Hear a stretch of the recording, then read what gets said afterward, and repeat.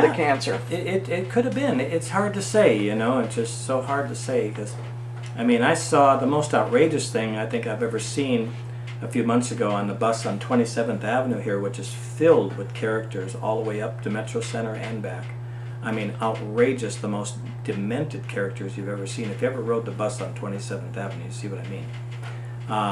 The most outrageous thing that I've seen on that bus was an overweight hooker, and I do mean hooker because she had nipples showing and everything just being pulled down, overweight hooker with elephantiasis. And I do mean on the face. We're talking reptile. We're talking cross-eyed reptile, nipple hanging out, pants hanging down, and overweight, so half of the ass is showing, and gets on the bus like that. And I mean, everybody was like this, you know. What is this? You know, what the family dollar is this?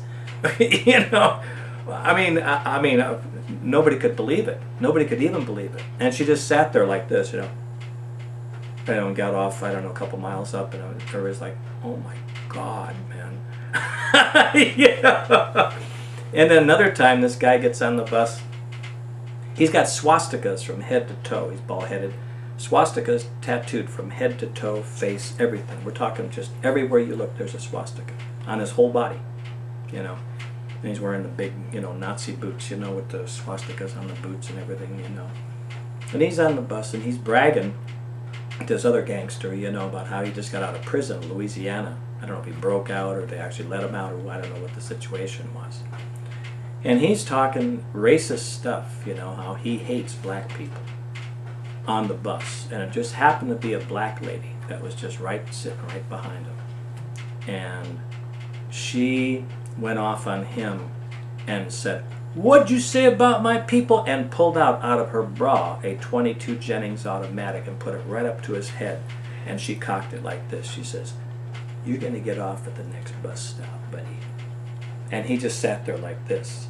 And the next bus stop, the bus driver didn't even do nothing. Next stop, Glendale, you know. You know, and everybody's like real tense, you know. Everybody's like real tense, okay. He stops and he got up real slow. She goes, "And don't turn around." He got right off the bus. And then she just put it back in there and he just went on driving the bus. Next stop, Northern, you know. I've never seen anything like it, ever. That was the best. That was like out of a movie, man, you know. I mean, if you ever want to have an adventure, ride the 27th Avenue bus somewhere between 9 a.m. and 9 o'clock at night, from 9 to 9, just on 27th Avenue, going from Metro Center to Van Buren to Metro Center. That's all you got to do. It doesn't matter what time of the day or night. You'll find the most demented characters on the bus. You know, it's a shame that Phoenix doesn't have a more extensive 24-hour public transportation system, because the ability to spot characters like you're describing, just think what it would be at night in Phoenix. Oh, yeah. Because people can't sleep here because it's too hot. Right. And just think of what percentage of people out there only come out at night. Yeah. A lot. Right. So, yeah, it's so bizarre, man. And sometimes there's no AC on the bus, you know, in 115 degrees. You know, "Oh, sorry, folks, go ahead and open up the windows." And, of course, the sauna air comes in, you know. You know, "Sorry about that, folks, you know. Next stop, Glendale." You know, and you're sitting there sweating up a storm, you know, with all these stinky people, you know, and stuff. And oh my God, really need to do some kind of training with NASA to be able to ride the bus system in this town. Oh yeah, man. They picked up a transient one time, man. I mean, and this guy smelled like he never took a bath. I mean, he was death warmed over, and they let him on the bus because he had bummed the money, and he left his cart with all of his bags and stuff on the thing right there by the bus station, Greyhound bus station. And he got on the bus, and I'm going to Tempe. This is back when they had the red line. Everybody complained. Like, "Man, get this guy off the bus." And bus driver, "I can't do that. I'm sorry. I have to accept his money. He's got money. He's got a right." And everybody's like, "No, man," you know, throwing up on the bus. You know? Everybody on the bus, man. Oh my God. I'll never forget that. It was middle of summertime. It's 117 degrees, you know. Oh my God. Oh man. It's the best, you know. It doesn't get any better than that. We have the Nancy Manning story already, right? On disc? Yeah. Okay, yeah. so... But we don't have the whole song. We got what? I think you did a We got Hubba Hubba already? We have to redo excerpt it. from the song. I don't think you did the whole thing. Hubba Hubba? Yeah. I can do it. But I think you got the main two lyrics, so it's up to you. You could do that, or you could do... Something different. Yeah. Okay, well, we already got that then. That's okay. We got Hubba Hubba. Let's see, where do we go from here? It's your show, Eddie. Okay, well, let's see. Want me to start reading? Speed dating at the women's shelter. Oh, speed dating at the women's shelter. Good. That's a good one. Yeah, it was 1993 again when I had the Grotto Coffee House. Really great gay folk singer friend of mine, Harris Lee Blackwood. She doesn't live here anymore. She lives in Oregon. I saw her recently for the first time since then. And she's playing in nursing homes and entertaining people that are 105 years old, that type of thing, for a living.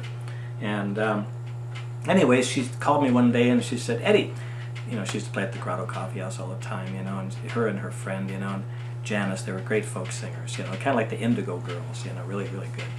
And she goes, Eddie, I got a gig for us. I said, yeah, where? She goes, at the women's shelter. I said, hot diggity dogs, man. Maybe I could meet a toothless girl or something, you know, something generic, you know, and hey, that's good. All right, let's do it, you know. So we go down there, and we're entertaining them, you know. She's doing her songs, I'm doing my songs, and they're all digging it. And there's always toothless homeless girls, you know, in the women's shelter with black eyes that their boyfriend beat them up or their dad, you know, raped them or whatever happened, you know, and stuff. And you know, and they're just all, you know, with big smiles, you know, and they're all real humble, you know.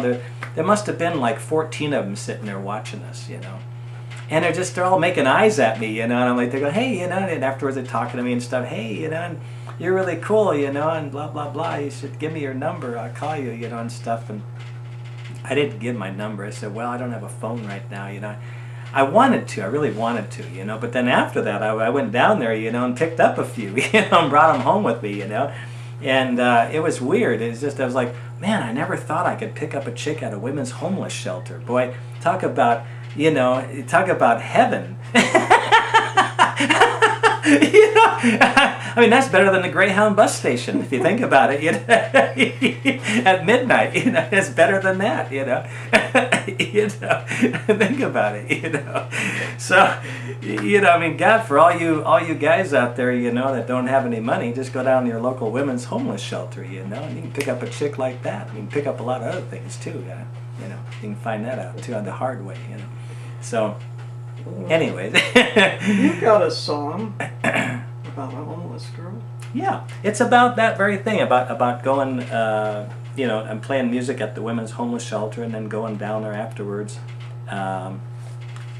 It's right here. Well, pick up the duduk, Eddie.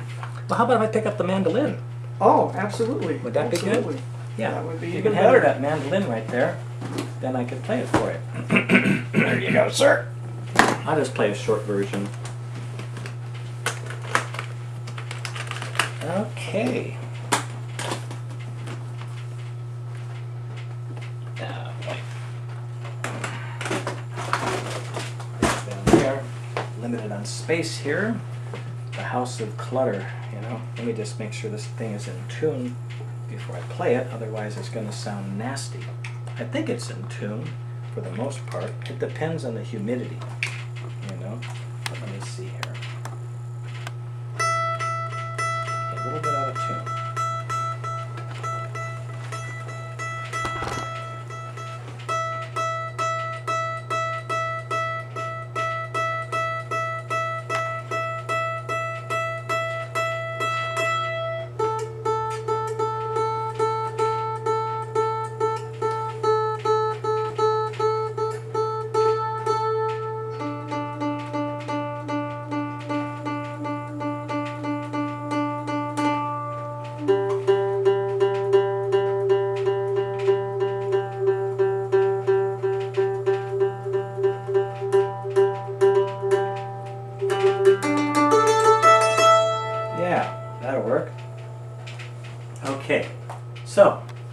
Anyways, this is about when I played at the women's homeless shelter. I got inspired to write this song. Here's a homeless girl looking right at me. There's a homeless girl sitting by the old oak tree. Get along board, little Nellie, get along board. Little Nellie, get along board.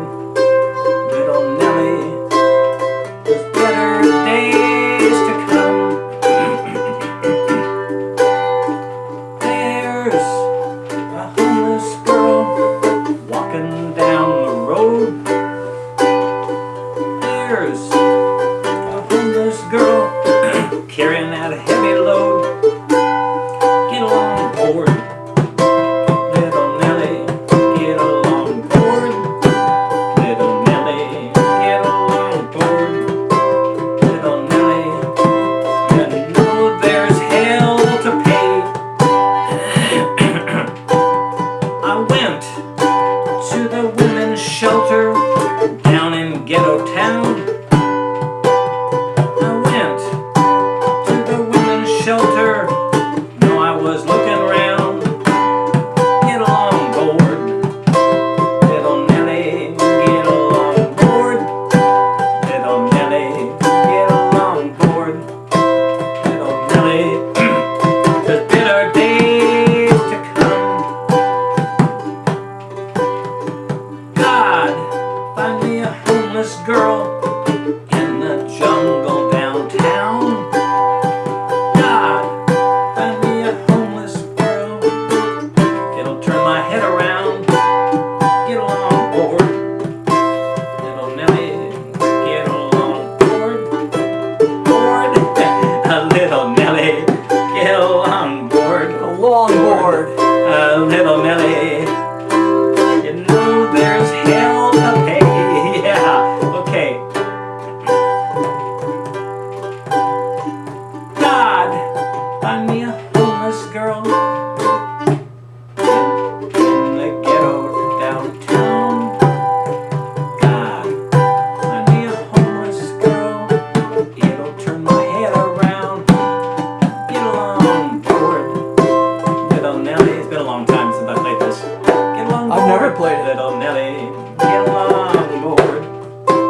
Little Nellie, you know there's hell to pay. See? So that's, when you're down and out and lonely, and just go down to your local women's homeless shelter, and hang out with those girls, and that'll definitely wake you up, and you can pick up on whatever you want to pick up, I mean, put a parking meter on it, we'll all get rich if you think about it, it's, okay, so, that was homeless girl. There's,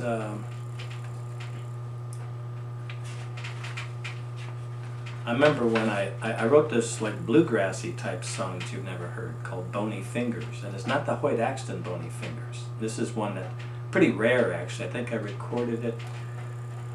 I don't even know if it's on a CD. It might be on a cassette tape. It might be on a CD. But this is one when I broke up with a girl who I cared about, and it's a very abstract. In the cold of the city, in the marigolds, in the sun, in the cold of the sword, in the stone, can I yawn with the swan till it's glued to my heart, and it's cold that I'm told without a word from anyone. Catch a star and go far in the hollow of the night, cradled down to the ground and then it's gone. It is sure to be obscure, eating caviar so far, and the scar and the star and then it's gone. It is said when you're dead you can wave from your grave your bony fingers that barely touch the sky. With a chill on windowsill you can cover it with catcher in the rye. Trust that I lost chasing marigolds of prey when I'm thinking of footprints in the sand. And the name I became, the hardest remain in the texture of her golden suntan. In the cold of the city and the marigolds in the sun, in the cold of the sword and the stone, can I yawn with the swan till it's glued to my heart, and is cold that I'm told without a word from anyone. Catch a star and go far, and the hollow of the night cradled down to the ground, and then it's gone. It is sure to be obscure, eating caviar so far, and the scar and the star, and then it's gone. But it is said when you're dead you can wave from your grave your bony fingers that barely touch the sky. With a chill on window's sill you can cover it with dust, will it rust that dreamy catcher in the rye. Trust that I lost chasing marigolds of prey when I'm thinking of footprints in the sand. In the name I became, but the hardest remain in the texture of her golden suntan. You like that one? Mm-hmm. How old is that? That's probably early 2000s. Actually 2002, I think. I don't want to mention any names because she's pretty famous in this town, and it was a girl that I fell in love with. She was the girl of my dreams, you know, and but she's a wild child, you know, and she's Margaret Hans? no, she's a real wild child. I just you know, she just you know, she's like almost my age, you know, and she just likes the variety. I guess I do too, you know, but there's something about her. I knew her in the 1800s. I just know when I was in the 1800s, and what's weird is. I found an antique picture of a lady who looked exactly like her from the 1800s, and I still have it. And I made her a copy, and she flipped out, completely flipped out. Yeah. So, shall we go on to another explanation of a tune, or? You know, on one part of me wants to save what's on this disc, okay. But I can't edit any of this stuff until it's finalized. So I guess we may as well just, you know, Call it a day. call it a day, Okay. and then I'll just finish this disc when I finish it. Yeah, sure.